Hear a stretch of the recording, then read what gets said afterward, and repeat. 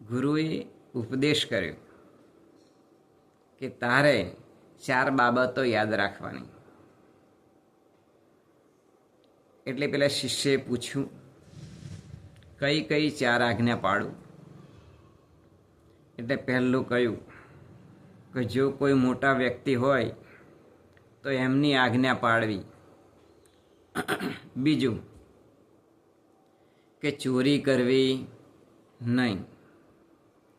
ત્રીજું કે કોઈ પણ વ્યક્તિ હોય, ભલે ને આપણો શત્રુ હોય, છતાં પણ તેના વખાણ કરવા.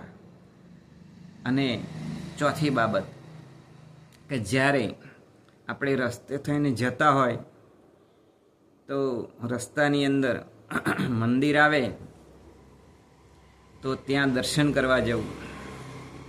કથા વાર્તા ચાલતી હોય તો ત્યાં એ સાંભળવા માટે બેસવું. આમ ગુરુએ શિષ્યને ઉપદેશ આપ્યો. એટલે આ જે શિષ્ય હતો એનું નામ હતું રામસિંહ.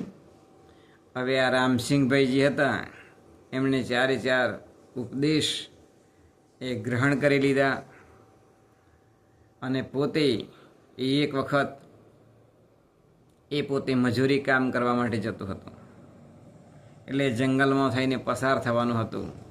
તેવા સમયે રાજા આ જે રામસિંહભાઈ હતા એમની સામે મળ્યા. એટલે એને યાદ આવ્યું કે મોટા વ્યક્તિ હોય એમની આજ્ઞા પાળવી, એમને નમસ્કાર કરવા હાથ જોડીને. એટલે આ જે રામસિંહભાઈ હતા એમણે નમસ્કાર કર્યા. એટલે રાજાના મનની અંદર વિચાર આવ્યો કે આ હોશિયાર લાગે છે, એટલે આને પ્રધાન બનાવવો જોઈએ.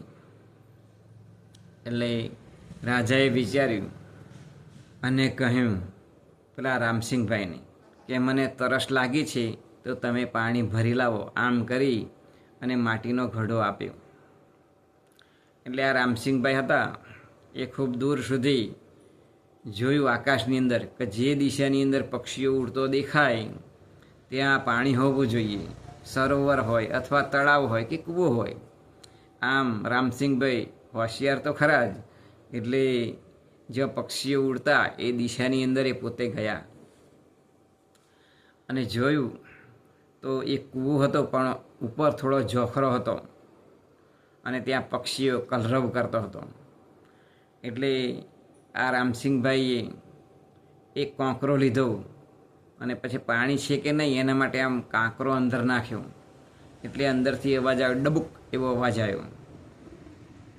એટલે રામસિંહભાઈને ખાતરી થઈ કે અંદર ખરેખર કૂવાની અંદર પાણી છે.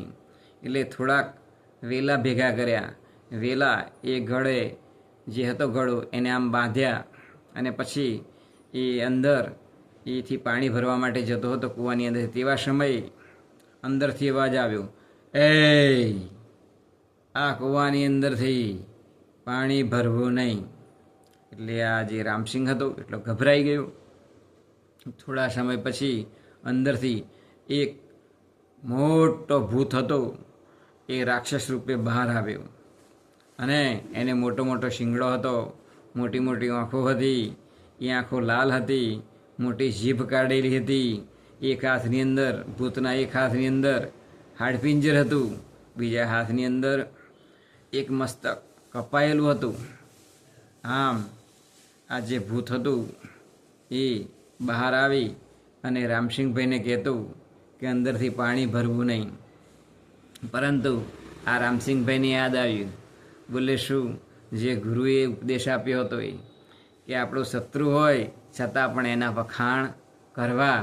એટલે આ જે રામસિંહભાઈ હતા એ તો વખાણ કરવા લાગ્યા. ઓહો હો હો હો, તમે કેટલા સુંદર દેખાવ છો, તમારે માથે તો ખૂબ મોટો મોટો શિંગડો છે, તમારી આંખો એકદમ લાલ છે, ગોળ છે, વળી તમારી મૂછો પણ કેટલી મોટી છે, વાંકી મૂછો છે તમારે, અને તમારા હાથના નખ પણ ખૂબ લોબા છે. આમ બધું ભૂતનું વર્ણન એ કરવા લાગ્યો. એટલે જે ભૂત હતો એ તો ખુશ થઈ ગયો અને આમે આપ જાણતા હશો કે જો કોઈના વખાણ કરીએ તો એકદમ ફૂલી જાય, ખુશ થઈ જાય. એમ આ રામસિંહભાઈને ગુરુની આજ્ઞા યાદ આવી અને એમણે પેલા ભૂતના વખાણ કર્યા. તો ભૂતે સામેથી કહ્યું કે લાવો ઘડો, હું પાણી ભરી લાવું. એટલે જે ભૂત હતો એણે